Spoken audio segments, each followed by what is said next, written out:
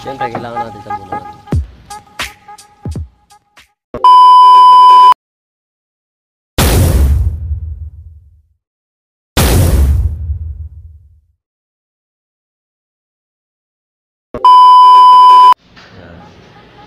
JM? So, maglilinis tayo ng alin? Panasonic 1.5 window type. 1.5. Anong model yan? Ay, tayo naman na. Ang galing, no? Anong model, no? Alright. 1524, may kira na okay na po pa labas ng internet natin.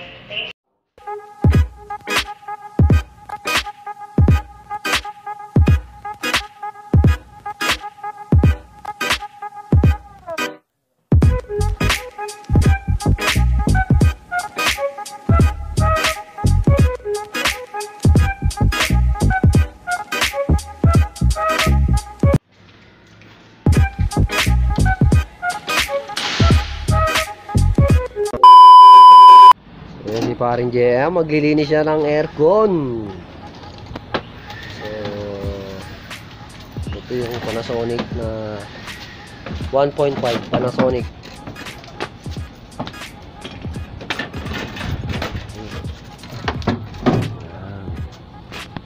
Wala na tayong tatanggalin. Meron pa siyempre. Ano yung tinanggal mo? Alin? Yan, Thermostat. thermostat, no? Tapos ito, madali lang ito tanggalin para matanggal nyo, no? Hawakan nyo lang to, then push nyo pababa. Tanggal na. Maluwag na yan. Ingatan nyo lang to kasi baka mawala to. May dalawang tornilyo yan dyan para sa evaporator. Then meron pa yan dito. Meron pa dito yan. Pero natanggal na, no? So para maiangat mo yung evaporator. Yung iba tinatanggal nila to buo. Pero sa kaso nito hindi na natin to tatanggalin. Tapos may clip to. Para matanggal mo yung evaporator na yan, kailangan mo muna to tanggalin. Ito. Tataas mo lang yan.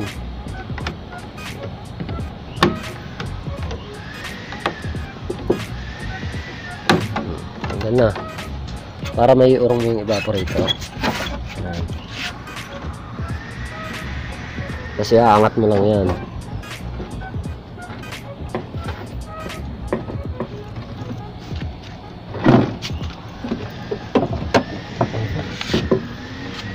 Bango na, bango.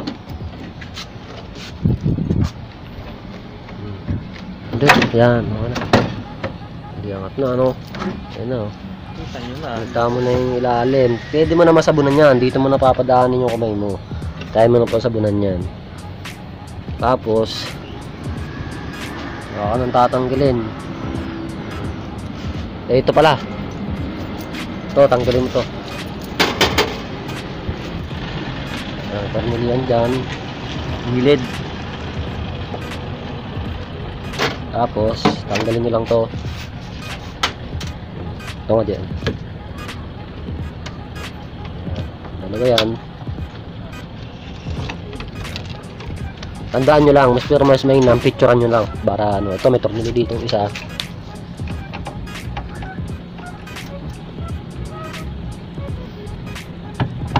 Tatanggalin natin yung control box. Ito pa, meron pa dito. Meron pa dito isa. Ito ay Panasonic 1.5.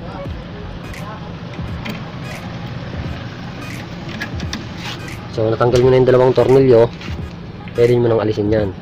Pero i-analyze mo nga dito, di ba? Kasi may lock yan dito, inalis na yan. Alisin mo yan.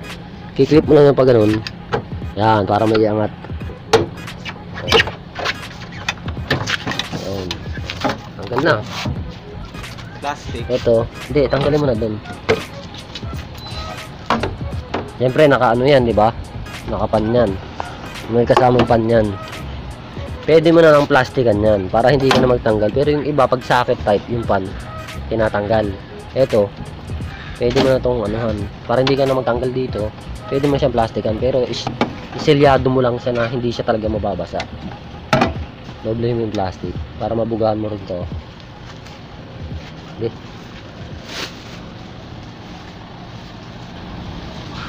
Sira pa po yung plastic.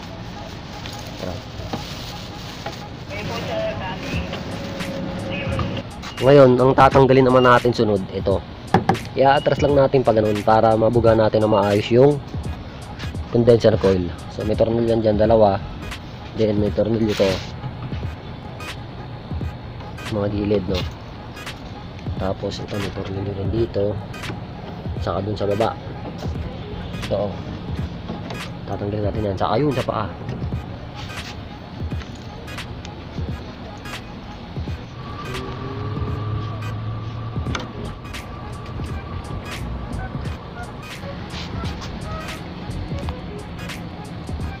Yan. Pag natanggal nyo na yung dalawa dito, dalawa dito, dalawa doon, dalawa dito, tapos isa din sa baba.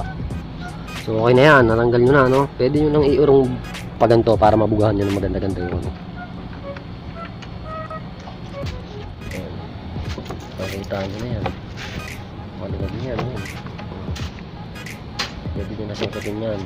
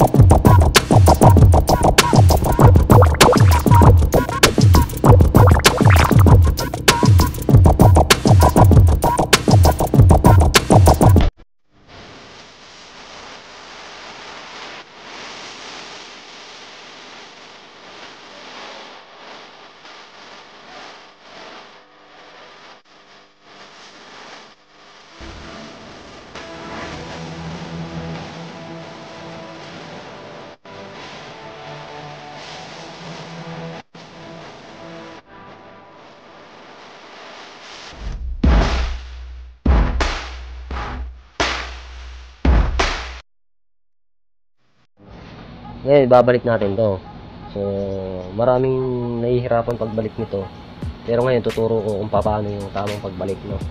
So, may makikita kayo dito. Ito yung tornilyo 1. Ito yung tornilyo 1. Diba? Pag binalik nyo yan, ayan ang buga. Pantay nyo muna. Bago lahat, pantay nyo. Pantay nyo na, diba?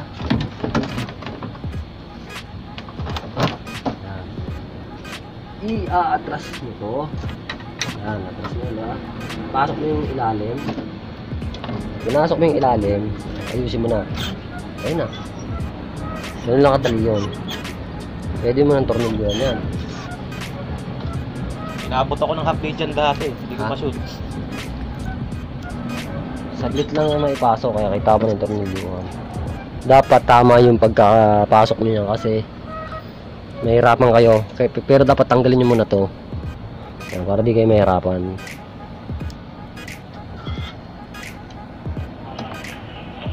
Ano yan?